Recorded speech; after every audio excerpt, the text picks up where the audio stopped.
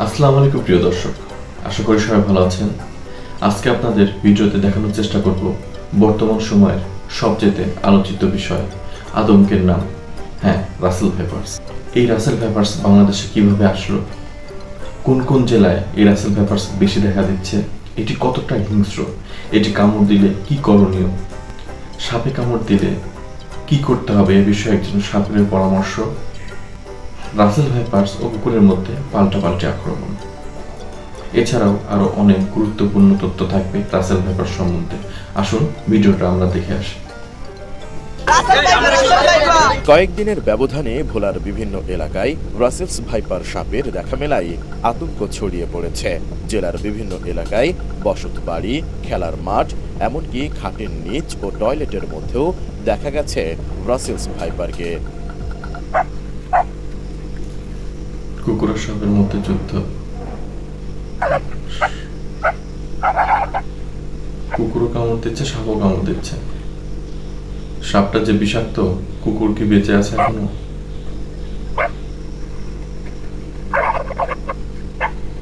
সাপ পালাচ্ছে।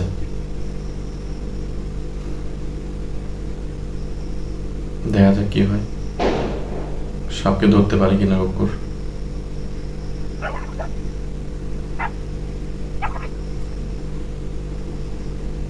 কুকুর কিন্তু সাপকে কুকুরের উপর উঠতে দিচ্ছে না।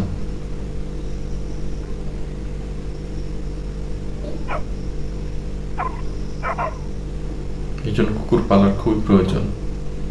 দেখুন কি একটা ছবল দিবে, কি ভয়ানক, দেখতে থাকুন।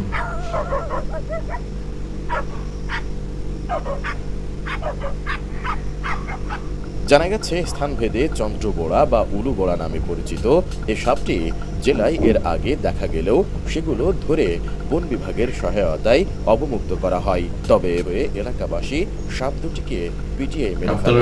মঙ্গলবার সকালে ও রাতে দক্ষিণ খানে সাপ দুটি দেখতে পায় স্থানীয়রা। এদিকে 18 জুন রাতে দৌলতখান উপজেলার ভবানীপুর ইউনিয়নের 1 নম্বর ওয়ার্ডের জালুমাঝি জানান, তার বসতঘরে খাটের নিচে 3টি বিড়াল মৃত অবস্থায় দেখতে পায়। ঘরের লোকজন খোঁজাখুঁজির এক পর্যায়ে বিষধর সাপ রাসেলস ভাইপারকে ঘর থেকে বের হতে দেখেন। তখন সবার মধ্যে আতঙ্ক ছড়িয়ে পড়ে। এক পর্যায়ে মেরে ফেলে উপস্থিত লোকজন। সাপটির গায়ের রং ও চিত্রাকৃতির হওয়ায় ভোলার বেশিরভাগ মানুষ এটিকে নদীতে বাস করা অথবা অজগরের ছদ্মনাম বলেই জানে। বাংলাদেশে যেসব সাপ দেখা যায় সেগুলোর মধ্যে এটি সবচেয়ে বিষাক্ত সাপ। বিশ্বের অন্যতম বিষাক্ত সাপ রাসেলস ভাইপার, যে সাপের কামড়ে মৃত্যু অনেকটা নিশ্চিত। কিন্তু কেন এত ভয়াবহ এই সাপ? কি এমন আছে এর বিষে?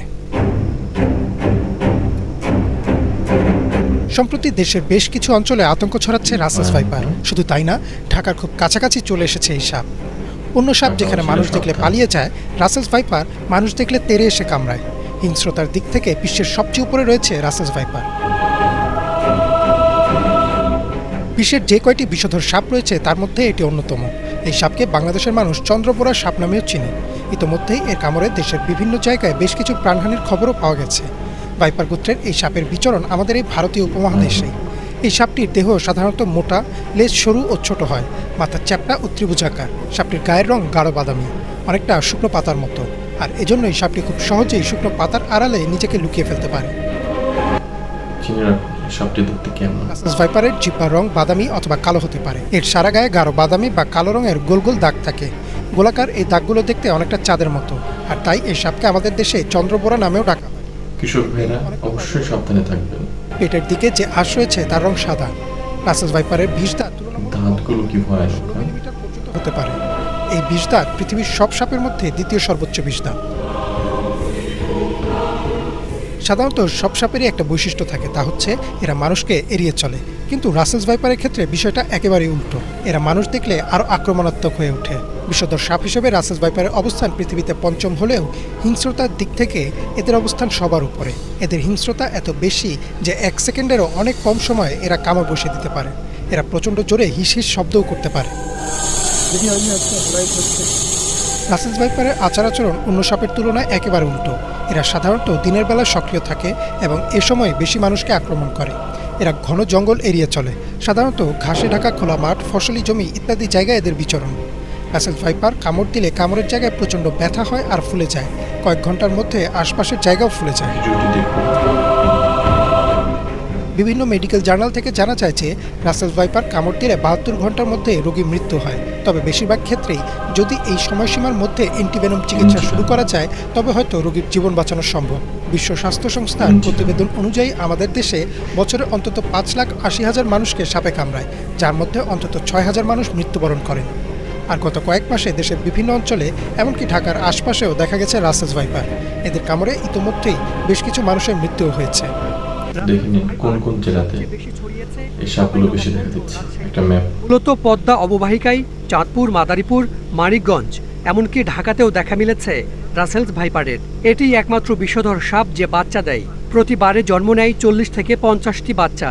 জলবায়ু পরিবর্তনের কারণে যে পরিমাণ অতিরিক্ত আর্দ্রতা, ভারতবর্ষের যে অংশটা আমাদের সাথে রাজশাহী অঞ্চলের সাথে লাগানো, ওই অঞ্চল থেকে বন্যার পানিতে বা নদীর স্রোতের সাথে গঙ্গাবদ্ধ হয়ে এখানে আসে।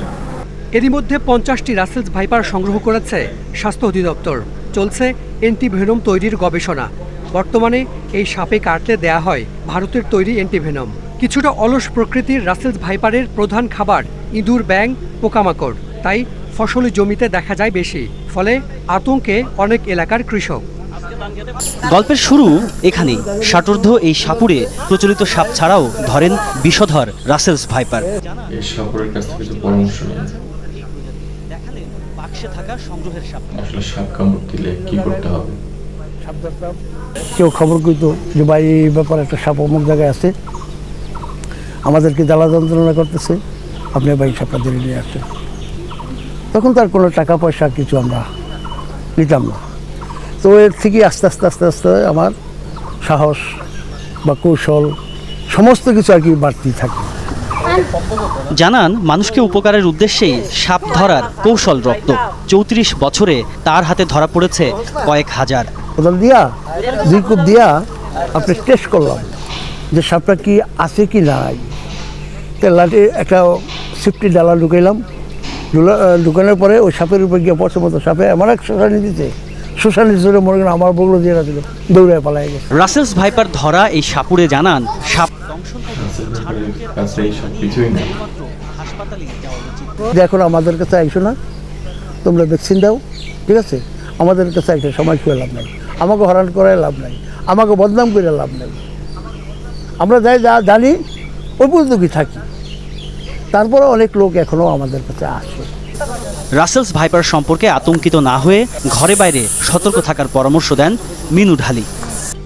প্রিয় দর্শক, আপনারা এতক্ষণ দেখলেন রাসেল ভাইপার সম্পর্কে বিস্তারিত তথ্য। এরকম সুন্দর সুন্দর ভিডিও পেতে আমার চ্যানেলটি অবশ্যই লাইক, কমেন্ট এবং শেয়ার দিয়ে পাশে থাকবেন এবং সাবস্ক্রাইব করতে অবশ্যই ভুলবেন না। আজকের মতো এই পর্যন্তই। আল্লাহ হাফেজ।